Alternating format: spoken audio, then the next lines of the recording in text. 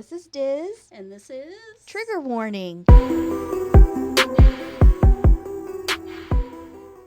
So today we have a disaster story for you. This is, I'm sure you read the title of the episode because that's what it's there for, but this is about the Surfside condo collapse. Oh, man. And so we're going to start with some trigger warnings. This has mention of child death in it and possible animal deaths as well. So sad. So I guess it's kind of a long one, so I'll just get into it here. Settle in, friends. Yeah. Okay, so Michael Stratton, age 66, was on a business trip to Washington, D.C. on June 24th, 2021, when his wife Cassie called him. Cassie Stratton was 40. She was at home in Miami, Florida, and she called him around 1:20 in the morning saying that their condo building was shaking. She said that a sinkhole had formed where the condo's pool had been, which had collapsed into the underground parking garage. He was still on the phone with her when the line went dead.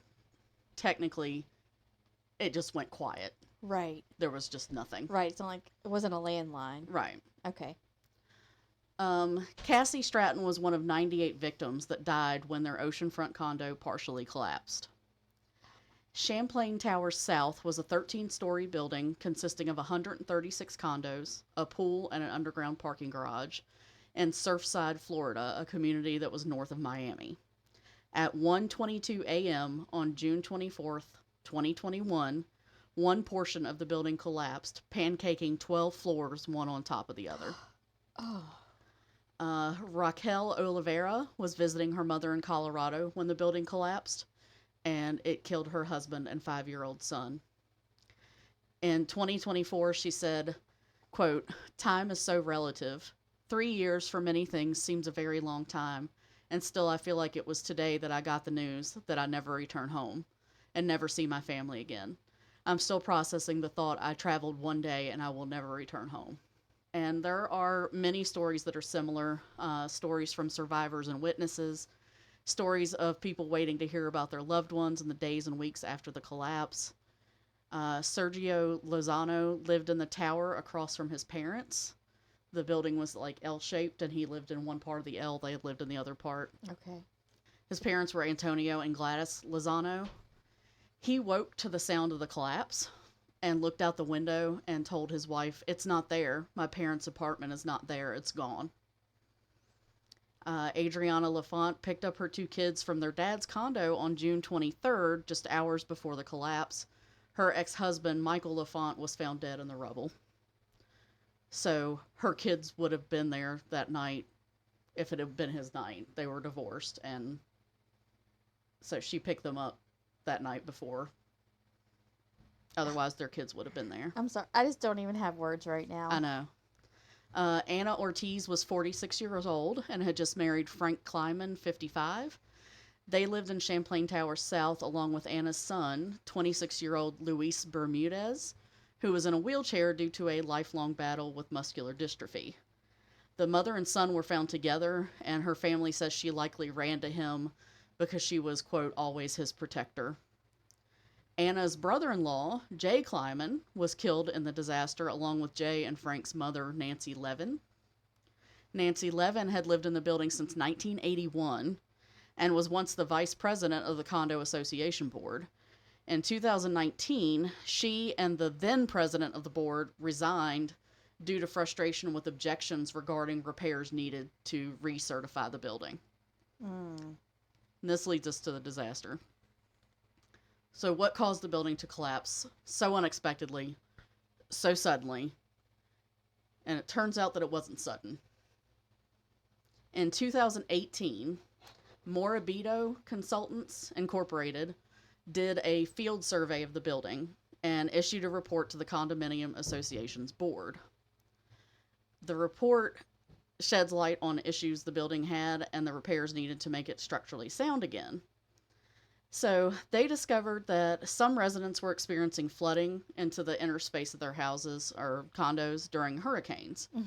This was due to the lack of proper flashing at the sill. I guess it was some kind of sealant of the balcony sliding glass doors and windows. Okay.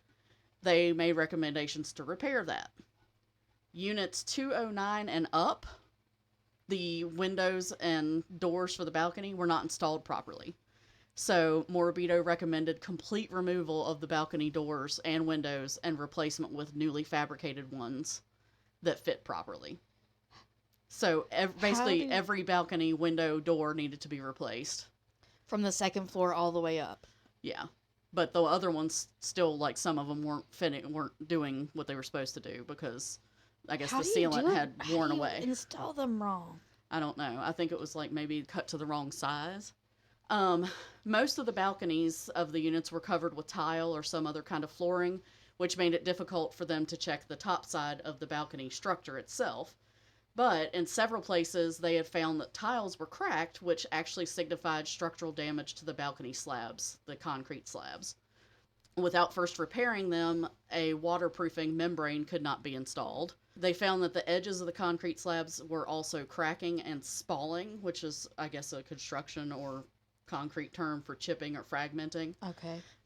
The cracks and the chips can be a common source of water infiltration, which leads to deterioration of the concrete itself. Right. And the soffits, which is the underside of the balcony, of about half of them showed evidence of deterioration as well. So water was getting all the way through. The cracks and stuff, the water was actually able to get into the concrete. So their recommendation was to remove all the balcony tiles, repair the damaged concrete slabs for all of them, install a waterproofing membrane to the tops of each one, and then they said that if they did all this, then the railings would no longer meet the minimum guardrail height of 42 inches required by state building codes. So the railings would have to be replaced as well. So basically, like needed all new balconies. Yeah, essentially. Because once they repaired the concrete, like took all the tiling and stuff off, repaired the concrete, put down the waterproof membrane, and then put tiles back on it, then the railings wouldn't be too at low. the right strength, the right height. Right. Yeah. For safety. Yeah. The underside of the second floor, where the entrance to the underground parking garage was, there's like one section that kind of overhangs where the underground parking garage you go under. Okay. Had several areas of deteriorated black plywood. And along with these, they also found this was the case at several light fixtures. And they were concerned that mold could exist above these areas, which could cause deterioration of the support framing. They recommended the complete replacement of the suspended entryway. So the entire concrete So the whole building needed to be knocked down and rebuilt, is what it sounds like. There was a lot, yeah. The exterior windows of the entire building were nearing the end of their functional lifespan. So they suggested that they be replaced with the impact-resistant ones. The building had a stucco facade, which was cracking. And they reported that it needed to be repaired because it could also allow water to enter. They noticed that there were not enough safety features or not appropriate safety features for placement for like people who were doing window washing or anybody that needed to be, because they suspend down from the building to clean the windows and stuff. And they didn't have the appropriate safety features that were recommended for window washers or anybody doing maintenance on the outside of the condo. They found that the waterproofing below the pool deck and the entrance drive was beyond its useful life and must be completely removed and replaced. They reported that the failed waterproofing was causing major structural damage to the concrete slab below those areas. Oh my gosh. They warned the board that failure to replace the waterproofing in the, quote, near future would cause the deterioration of the concrete to, quote, expand exponentially. Finally, they also observed that many of the previous repairs to the concrete in the garage was failing. The cracks had been injected with epoxy resin and were showing new cracking radiating from the original repair. And they said that the previous repairs were not effective in properly fixing the cracking and spalling. And they recommended that the distressed concrete slabs be completely removed and replaced. So this was the parking garage. Yeah. Keep in mind, this is the parking garage. So this is the concrete slabs that the ceiling of the garage makes the floor the foundation of where the condos sit. Right. Because the parking garage is directly under the condos. So basically, 4 years before the collapse in 2018, this inspection showed cosmetic and structural defects that needed repair. Morabito Consultants' estimate of the repairs in 2018 was $9 million. Oh my gosh. Side note, before the collapse, or at the time of the collapse, the Condominium Association Board had approved an assessment that detailed $15 million in repairs. So they had like worked on the approval process. They got it approved, but it wasn't until like 2020 that they got it approved, apparently, or they didn't start the process till 2020, so 2 years after the report, and they hadn't started the repairs yet in 2021. So let's fast forward to 2 weeks, 2 days before the collapse. Okay. On June 8th, 2021, a junior engineer was called in to inspect part of the pool deck of the building. He was there to look at a large concrete planter. And planter is basically like a big concrete box that holds plants. Plants, I mean, right. that's essentially all it is. Pretty It was a big plants. plant pot, yeah. Yeah. These were shaped in an L, or one side of it that was kind of shaped in an L. So he took photos of this one side of the planter. Mm-hmm.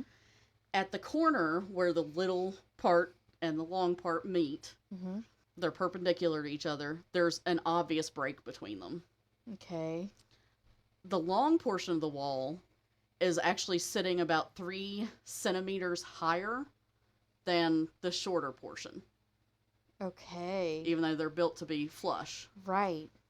So it has a crack also running horizontally across the entire length, almost, of the long planter, the long part of the planter. So a crack that's a little bit wider at the intersection of the L, Uh-huh. and then it slims down to where it's completely closed at the far end.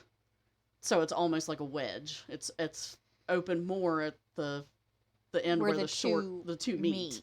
And Okay. then it almost is cracked to the back, but not quite to the back end of the long piece. So the vertical displacement and the crack, the vertical displacement is that 3 centimeter height difference. Uh-huh. And the crack being kind of wedge shaped is evidence that the structure that's holding it up is sagging. That makes sense. Yes. And I'm going to include a link to a YouTube video in our show notes, because this dude, the channel for this YouTube link, it's called Building Integrity, and the host is a guy named Josh Porter, and he explains this so clearly. He has the pictures, he's explaining how it works, because I know nothing about structural engineering. Right. But he made it like, Super oh my simple gosh, for, duh. duh. Like, yeah, really easy to understand. Uh-huh. So I will definitely check yeah, that out I as encourage well. anybody that's like, what is she saying, this kooky woman? So yeah, go find the YouTube video that I linked in the show notes. He'll explain it to you. Anyway, so the junior engineer that took these photos assumed, I'm guessing since nothing was done about it, that he assumed that the crack in the concrete and the displacement of the longer portion of the wall was due to roots intruding from the plants inside the planter. Usually, though, as Josh Porter points out, when plants, like when the roots start intruding, they push the wall out. Because that's the way they're growing. Not crack it from, because the crack is maybe 12 inches from the bottom Oh, wow. and running horizontally. Obviously, there would be, if there was actual plant matter coming through, it would show that. Like, you Right. would see dirt. At least plants. dirt coming through Yeah. where the roots are growing. Exactly. So that apparently the junior engineer thought that it was something from the plants. And then in the YouTube video, he points out the photo also shows a distortion in what should be straight lines in the tiles on the ground in front of the wall. Oh. So when he traced the lines of the tiles, You can see that you could tell that they were actually like bent just slightly. They were a little off center, and it was an evidence that that part was sagging. But, as my new favorite YouTuber said, this slight sloping of the ground could have been designed intentionally this way to allow rainwater to drain. That makes sense. And there were actually 2 drains in that general area for that. But the sloping of the ground and the vertical displacement of that wall is more of like, something's going on. Issue. Yeah. Yeah. So, Now we're going to go back in time again a little bit. Okay. So that was June 8th, 2021 that he took pictures of the planter. Mm-hmm. Apparently he did not go down to the garage, even though that was directly underneath the pool deck. Yeah, because it was just plants. Yeah, apparently it was for just him. plants. Yeah.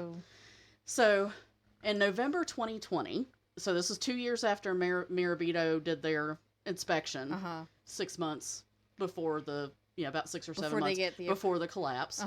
There is another photo taken of a support column in the underground parking garage. And Josh Porter, the YouTube genius, explains the evidence in the photo way better than I can. But to sum it up, there's proof that support column number 76 was showing signs of punch shearing. That sounds horrible. And punch shearing is basically what it sounds like. If you have, say, a sheet of paper and you have it balanced on the tip of a pencil. Okay. Or on a pencil. And somehow the sheet of paper gets too heavy. Or the pencil starts falling apart or whatever. And it just slowly pushes up through the paper. Oh, because the paper is sagging, is coming down. That's punch shearing. It's basically the support columns were going through the concrete slab that they were supposed to be supporting. Is this right underneath because the that concrete planter? slab was deteriorating and coming down. And this is right underneath that planter? This is underneath. It's in the parking garage, and I think it was not directly underneath, but on one side where the tiles were showing signs. Okay. It was kind of past the drains, but it was right there. Okay. So it would have been definitely affected by... I gotcha. Yeah. Okay. Okay. So the entire support column was wet. Oh, no. Now, when it rains or whatever, like, there can be dripping and stuff like that, but the whole support column was wet. And there was a puddle of water at the bottom. Dang, that's a lot of water. Yeah. On the upper right side of the column in the picture, you can see an opening, and there is, like, streaks where the water had come through, and calcium carbonate, which I think might be a product, like a white powder that's a breakdown maybe of concrete. I'm not sure. He didn't really explain that. And then there was rust running down. So rust is proving that the steel rebar... Yeah. Rebar is short for reinforcement bars. Essentially. Imagine that. Yeah, the steel rebar was rusting. So water was obviously continuously... Yeah. So the rebar and the concrete above is deteriorating. The rust shows that the steel is corroded. And the rebar, of course, is installed during construction to provide added support to concrete slabs.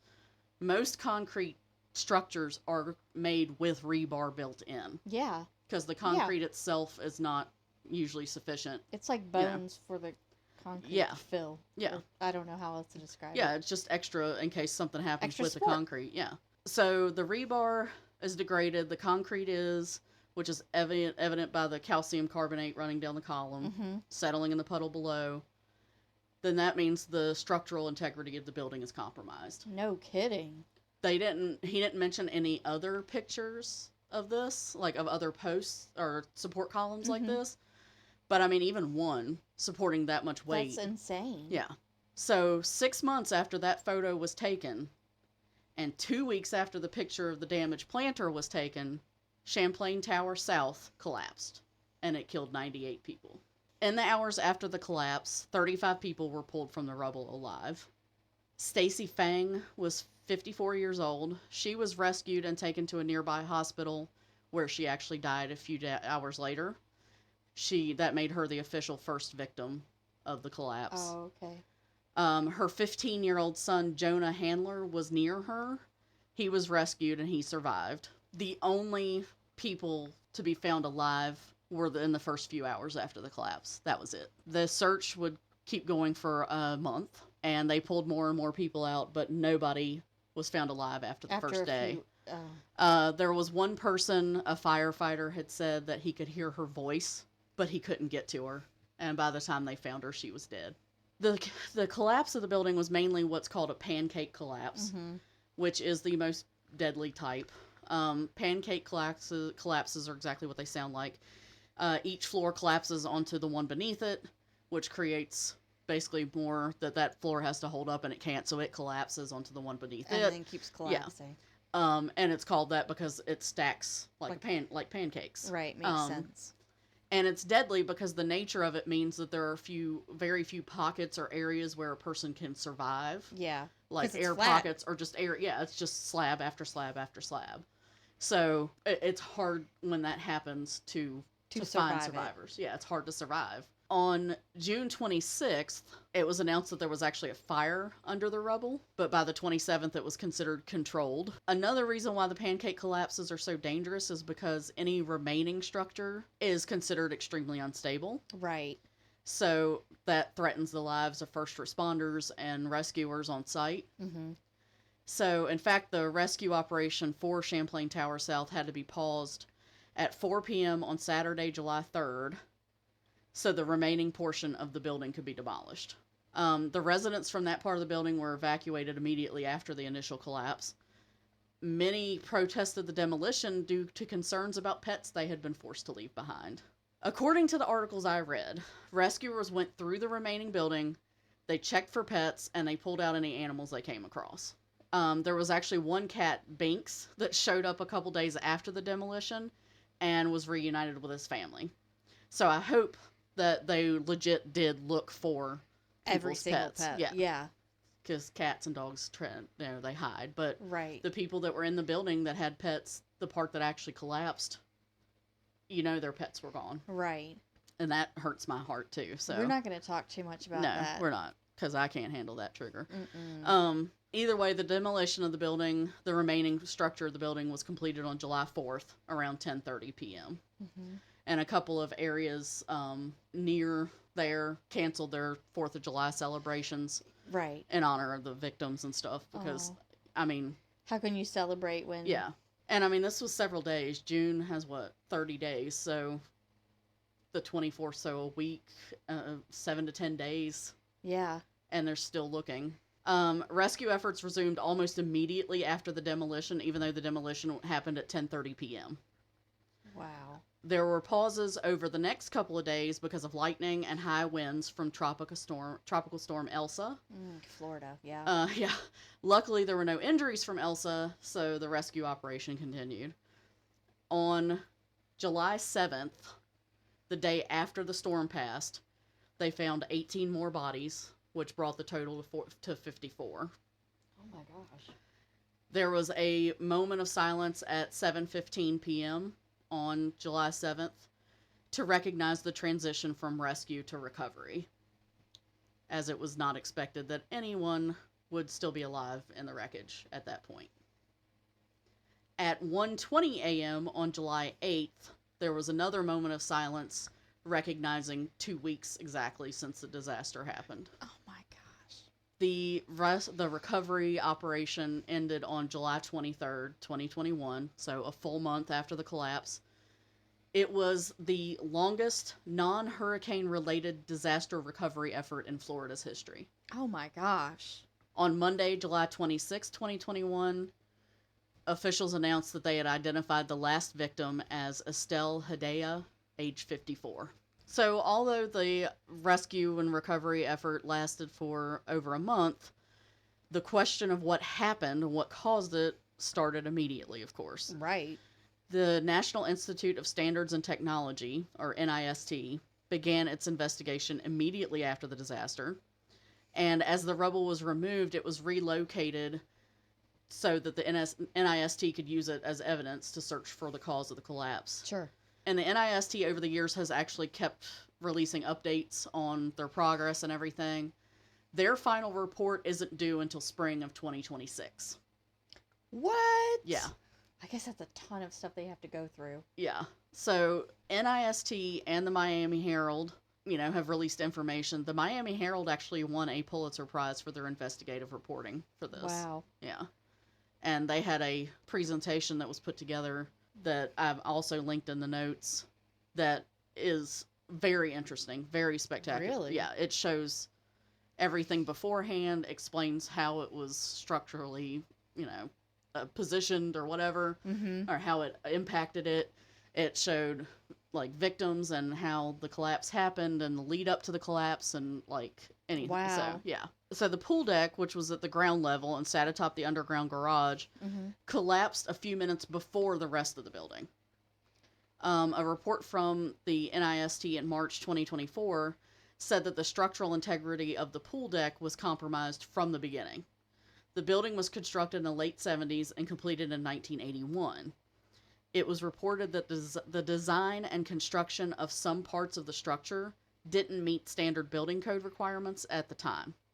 So it didn't meet the building codes for the 70s and 80s either. Oh my gosh. So that one lady had been living there since it was open. Yeah. It was since it was Since available it was to actually open, yeah. Wow. This, so not meeting the building codes, this was particularly true of the pool deck and the support columns of the tower. That's right, because the lady who called her husband, Cassie, yeah. there was a sinkhole. She said, she thought it was a sinkhole. Yeah, where the pool deck basically collapsed. Yeah. So, according to reporting from CNN, quote, deficiencies were found in the building's steel reinforcement placements, concrete alignment and strength of the columns, and floor concrete. Officials noted several areas of the pool deck had, quote, severe strength deficiencies. So, leading up to the collapse, possibly as early as 3 weeks before, there were reports from residents of knocking and hammering sounds. According to the NIST's report, these sounds may have been signs of severe distress, and they could have been signs that the concrete slab reinforcements were fracturing. So the presentation from the NIST, and I think this was from March of 2024, said that there's also evidence that the pool deck's concrete slab was sagging, exposed to water, and corroded in some areas. The large landscaping planters, the ones I mentioned before, had also become weighed down over time because they'd had more filling than they were originally designed for. So they didn't just they would just add soil and stuff like that and replace it. Yeah, they just kept adding to it. Right. So that increased the load on the concrete slab, made it heavier than what it had been calculated to hold when the building was designed. So the NIST says that between these extra loads and the deficient construction, a situation was created that allowed for, quote, critically low margins against failure.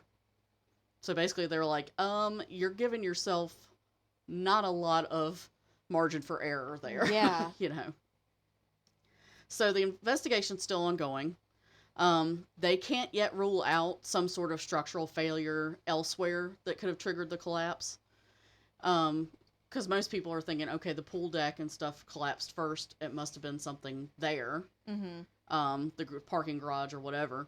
But they were like, they say that they can't say for sure yet that there wasn't something in the tower itself that caused things to be off. And that shifted the load of the building in a way that then made the pool deck collapse. Okay. So, because they have to go through. I understand all that the they stuff, have to, but. Yeah. So they said they are still reviewing evidence to determine if the support columns on the southern edge of the tower could have given way first, which caused the distribution of the weight to shift, which then brought the building down. And they say the columns could have been compromised due to corrosion, water exposure, and poor installation.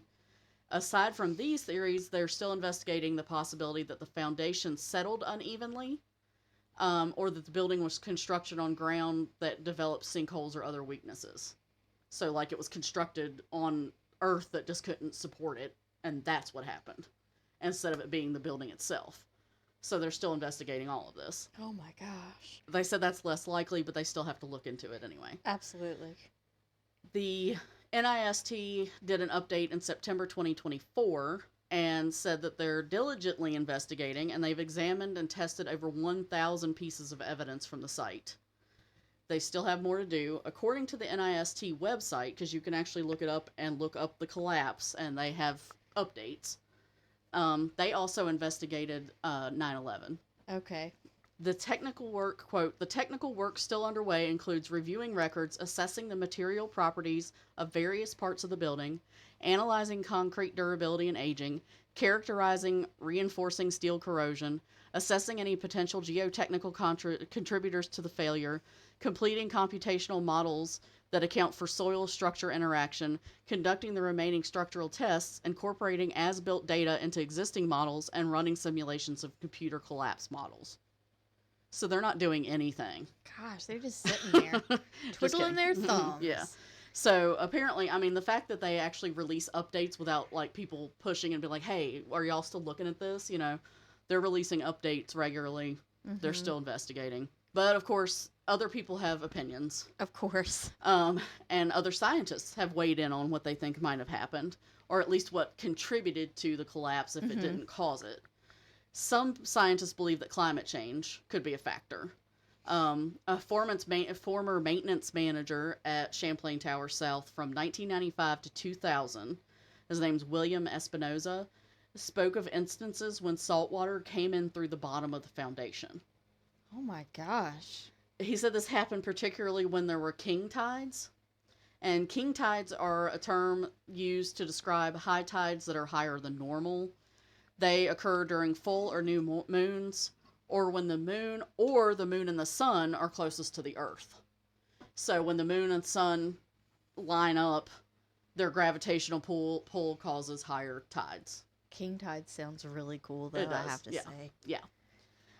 So according to William Espinoza, there were 2 large pumps that were used to pump out the seawater, but the pumps could never keep up with the amount of water that was there during these tides and stuff. Wow. So with climate change, as the height of the ocean increases, the king tides will increase as well. That makes sense. And eventually a normal high tide will reach levels that the king tides reach now. And the king tides now cause flooding in coastal areas. And you can Google king tides and coastal flooding, and you'll see cars just driving down obvious like beach roads that are just covered in water. Oh my gosh. Yeah. So they also call them sunny day flooding because there's no rain. It's just the tide is higher. Wow. Sea levels rose as high as 3.9 inches, which is 9.9 centimeters, between 2000 and 2017. So in 17 years, the sea rose. It varied depending on where you were, but about 3.9 inches or 9.9 centimeters. Oh, wow. It's estimated that by 2040, the seas will rise between 10 and 17 inches, or 25 to 43 centimeters, above what they were in 2000. Woo! Yeah. That's quite a bit. And this is the water that we can see. Right. According to scientists, groundwater levels have increased as well and become more salty as the ocean rises and infiltrates soil that's further inland. And it was pointed out by one specific scientist that if the buildings, not just the one that collapsed, but buildings in general, if they need pumps to force out excess water, then that means their foundation is underwater. Yeah. So the constant ebb and flow of the water on the bedrock beneath the buildings can also cause issues. Actually, after the tower collapsed, they found a large hole under the building that could have been caused by a saltwater intrusion. Like where something collapsed and opened up. Because the rock can collapse. That's how caves are created. Right. Yeah. Some people believe that the saltwater intrusion and corrosion of the building's foundation caused the buildings to collapse. Other people believe it may not have been a major cause, but it likely contributed. And then others believe that it probably didn't cause the collapse at all, but that it should at least be a warning sign of what climate change can do, and that it could cause coastal buildings all over the place to have issues, and that it's a warning sign and a trigger for us to be like, hey, we need to get ahead of this now. And just a side note, because I found this interesting, I tried not to go down a climate change weather rabbit hole. Yeah. But a separate study found that dozens of condos, hotels, and other buildings in Florida are sinking at a fairly alarming rate. Some of this is normal after construction because the ground settles due to the weight of the building, and engineers account for that. But according to the study done at the University of Miami, 35 buildings have sunk more than 3 inches between 2016 and 2023. Wow. And the sinking isn't really like part of the collapse, but if the ground is sinking and the oceans are rising, it just shows that that's an even bigger problem. There could be a big issue. Yeah. Although the NIST investigation's not complete, the families of the 98 victims settled lawsuits very early on in 21 and 22. A record-breaking $1 billion settlement was reached to compensate the Ooh. families. Wow. Most of the money will be paid to family members who lost loved ones. About $100 million is being set aside for legal fees, and $96 million will be paid to people who owned one of the 136 units in the building. Because condos you buy, they're like apartments, but you purchase them like a house. Mm-hmm. So the people, even in the uncollapsed part, their house was gone. Yeah. They couldn't live there anymore. So they were all compensated for the cost of their homes, basically. Yeah. The money's actually being paid out by insurance companies, engineering companies, the Condo Association Board, I believe, and a luxury condo building that was being built next door. Because the residents complained that the construction of the condo next door would make their building shake. And so, keep in mind, this was right after the collapse, 2021, 2022. So, they wondered if the vibrations contributed to the collapse of Champlain Towers South. Oh my gosh. Yeah, so even that luxury condo next door paid out. Wow. Yeah. None of the parties that have agreed to pay admitted any wrongdoing. But they were praised by the judge and everything for making the settlement happen quickly instead of extending the disaster by drawing out litigation proceedings that could have taken years and years. Right. So now, by the time the NIST investigation has released its report, it looks like almost 5 years would have gone by. The youngest victim of the collapse was a 1-year-old child. By now, she'd be about to go to kindergarten. One couple was staying in the condo for one night in a condo owned by her family. They were killed. One man was visiting from California, so if he hadn't been visiting, he wouldn't have died. Many lives would have 5 more years of memories and dreams, and instead an incalculable number of people have had 5 years of heartache. That's the story of Champlain Towers South, the Surfside condo collapse. And I'm going to include the names of the victims in the show notes because I'm not going to take the time to say them all, but 98 people went to bed that night, to go to sleep, and their home just fell down around them. And then you have all of their family members left afterwards. All their family, that one lady that was visiting her mom in Colorado, and her husband and her 5-year-old son both died. And the guy that lived on one side, she actually has been traveling and doing speaking, for people who have lost loved ones and stuff like that. There were a couple of girls from Canada, I think, on vacation or something like that. There were, entire families, little kids. Yeah. Just wiped out. Just gone. One of the firefighters that was there, his 7-year-old daughter was killed. The First Lady of Panama, her sister, I believe it was, and her family were killed. Oh my gosh. Yeah. There were a lot of people that it was families that lived there. The one gentleman who looked out his apartment window and was like, Mom and Dad's apartment is gone. Yeah. There was one couple who was getting ready to move. Really? Yeah. And the man on the phone with his wife. Can you imagine? I can't even. I can't even imagine. Yeah. And to not even, because if he's thinking, she's like, oh, it's a sinkhole. The pool fell into a sinkhole. He's not thinking.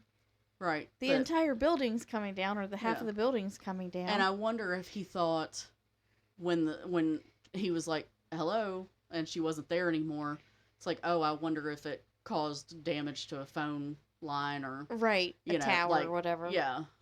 Something like that. And how long did it take for him to realize she was gone? Yeah. And then people, they gathered at I think it was a community center, just down the street, where they were hanging up posters of this person's still missing, because there were, when it first started out, it was 159 people unaccounted for. Wow. And so every day the death toll would go up and the number unaccounted for would go down a little bit. And I can't imagine the person who waited and their mom, sister, whatever, was the very last lady that they identified. That's got to be hard. Well, it's everybody else is getting answers. Why aren't we? Right. Until finally she was the last one. So did it say the people who actually survived, were they on the very top floors? The Miami Herald, the thing that I linked that showed their presentation, showed like a couple of different things, because the pool deck, like I said, collapsed about 7 minutes prior to the rest of the building. So there was a woman and her two like kids. They were, I think, like 13 and 15, so like teens. Because I mean, this is 1:20 in the morning. Not a lot of people are up. Right, everyone's asleep. The mom had heard sounds that she thought was somebody hammering, like they were remodeling in the middle of the night. So she left her apartment. I think she was first floor, so right above the garage. So she left and went to the security guard that was there and was like, somebody's hammering, I don't know what's going on. And the security guard's like, neither do I, you know. Well, that's when the pool deck collapsed. So the mom's talking to the security guard, so she runs to the other end of the lobby and looks out at where the sound came from, and is like, oh my God, the pool, you know, like just fell into a hole. It just fell. Yeah. So she runs back to head towards back to her condo because her kids are there, and the kids meet her saying that there was dust and stuff coming in through the balcony and that they couldn't get the doors to shut. Well, if they couldn't get the doors to shut, that's because already the concrete was bowing. Like, it was starting to, like, sag because there was nothing supporting it as much now. Like, it was at the point of collapse. So they ran out. The security guard was like, I didn't feel like it was right for me to leave yet. So the security guard, she starts trying to call people to say, get out. And that's when the building collapsed. One lady who was on like the 6th floor had heard a sound, and she had like a 2-foot crack in her wall. And she was like, nope. So she wasn't in her apartment. There was a couple that was coming home from dinner. I guess it was like a late night. It's Miami, so right, you know, everything's open. Nightlife. You know? Yeah. So they were coming in, and they parked in the parking garage, and came up from the elevator, and they came out at the same time the first lady with the 2 teenagers was talking to the security guard and stuff, and the pool deck collapsed. So they came out of the elevator, and right there is where the front door, like, of the lobby and the security guard was. So they just said nope, and they noped on out. They left. Well, after the building collapsed, the security guard and the woman from the 6th floor were trying to get out, and they couldn't go out the front door because of debris. So they ended up climbing out through, like, where the pool area had been, and climbing over rubble to get out. And the presentation that the Miami Herald did, it was chilling, because it's this thing you're scrolling through, and as you scroll through, words come up that show, like, explain what you're looking at and stuff like that. Well, what they did was, as they scrolled, they would say, like, a person's camera in their living room on this floor caught dust and stuff falling from the ceiling before the collapse. And as you scroll, it would merge into, like, it would do a close-up on that window of the little model on the screen. Yeah. And as you went into the apartment, it would merge into the video fall of the dust falling down. Oh my gosh. And then you keep scrolling and it comes back out. And then, like, where the security guard and the other lady were climbing over debris, as they climbed over, first responders were showing up. And so there's video of them, and it did the same thing with them from the body cam of the police officer, showing them climbing over rubble. And it just merged right into the video, and then it merges out as you scroll. It was really chilling, almost. Well, it's more like you're right there in that moment. Yeah. Yeah.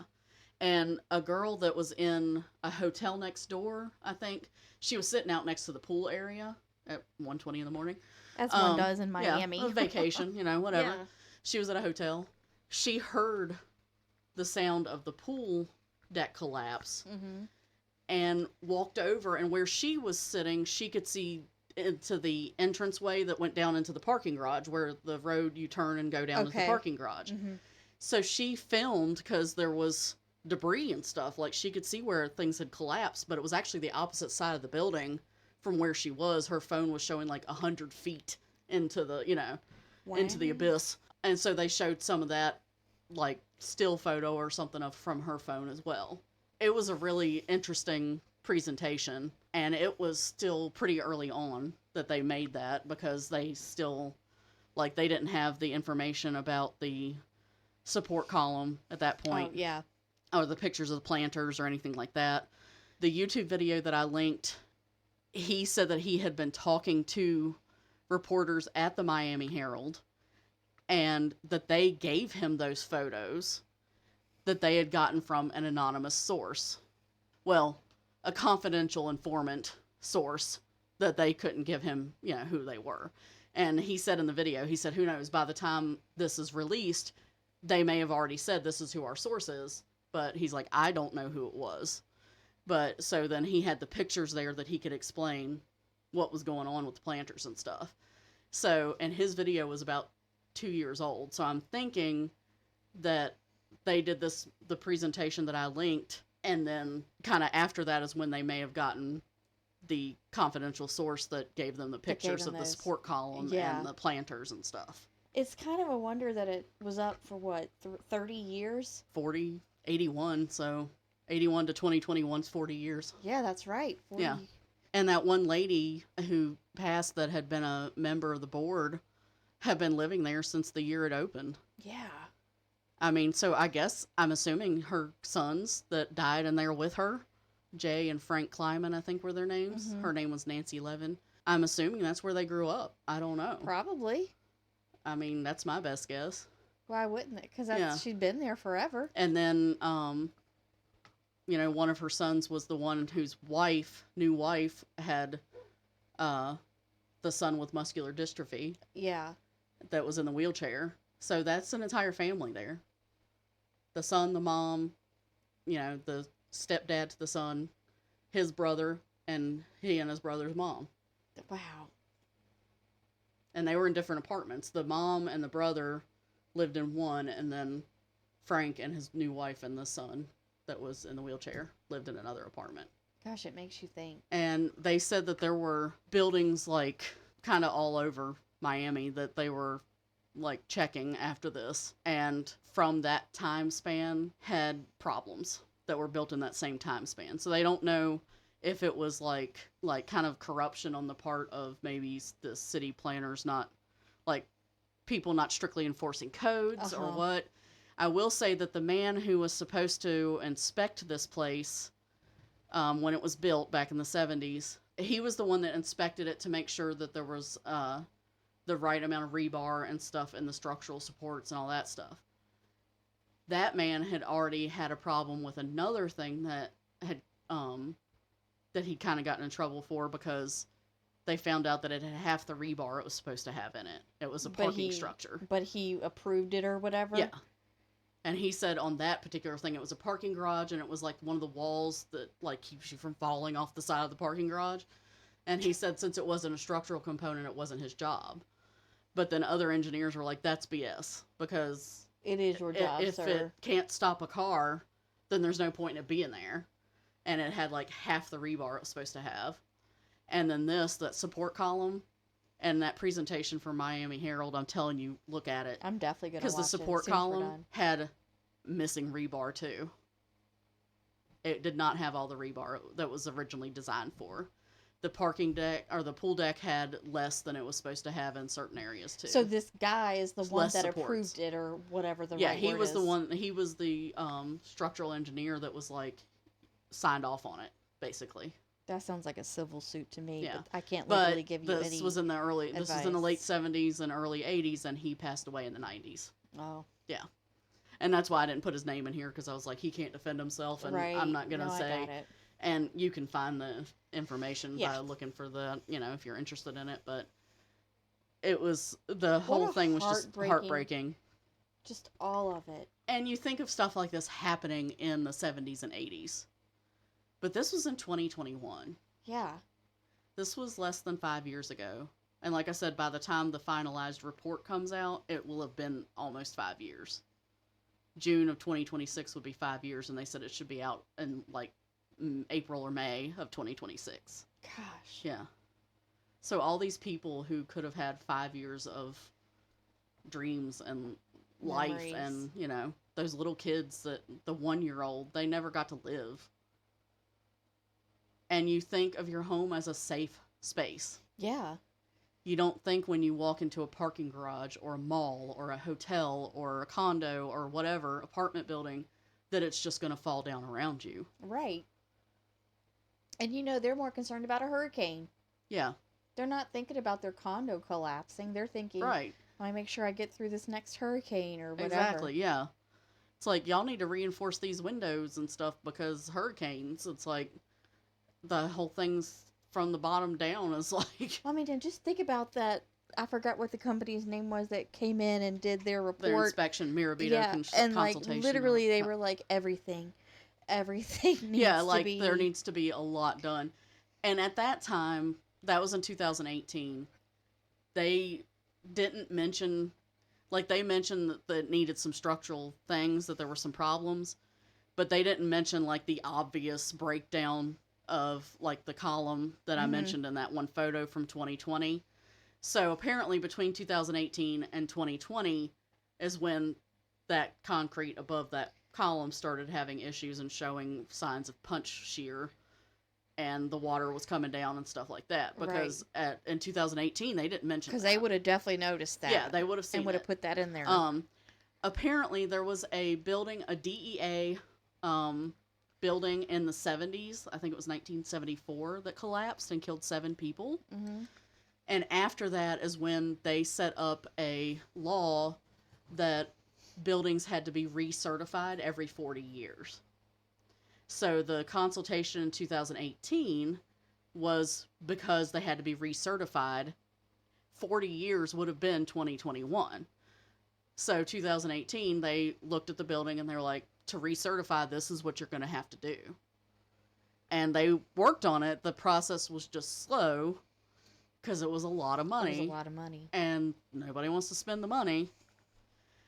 And I didn't go into it with this because it was a lot more, but after this collapse, and they've changed laws now where the recertification has to be sooner and follow-ups and within a certain amount of time and stuff like that, which is all well and good, except the increased cost means the increased cost goes to the condo owners.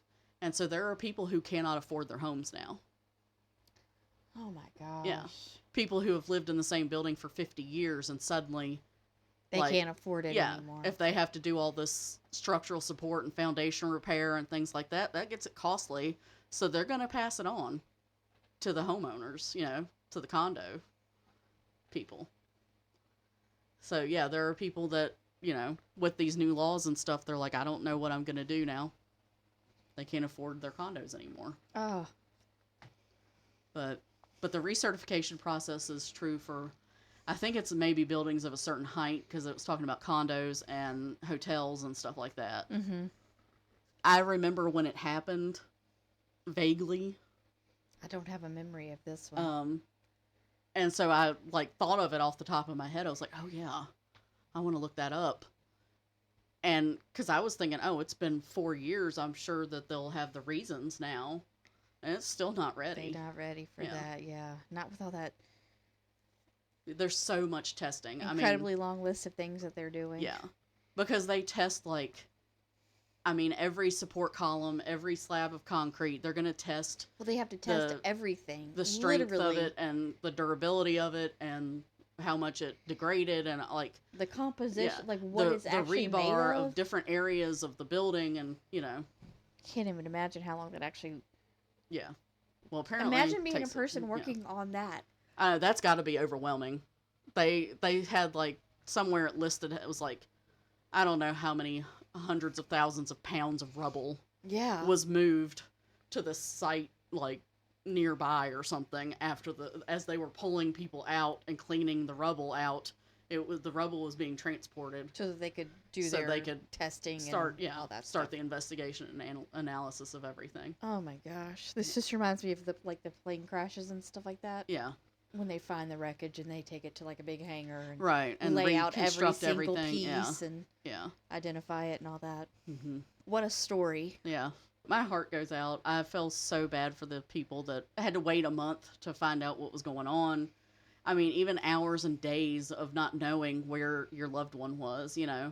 There were people who were out of town, that just weren't. There was and I think I linked it as well, a graphic of each floor of the building and each apartment, and it showed the names of the victims for each apartment. Oh my god! And some of them, they either didn't have the information, because this was something that was like right after as well.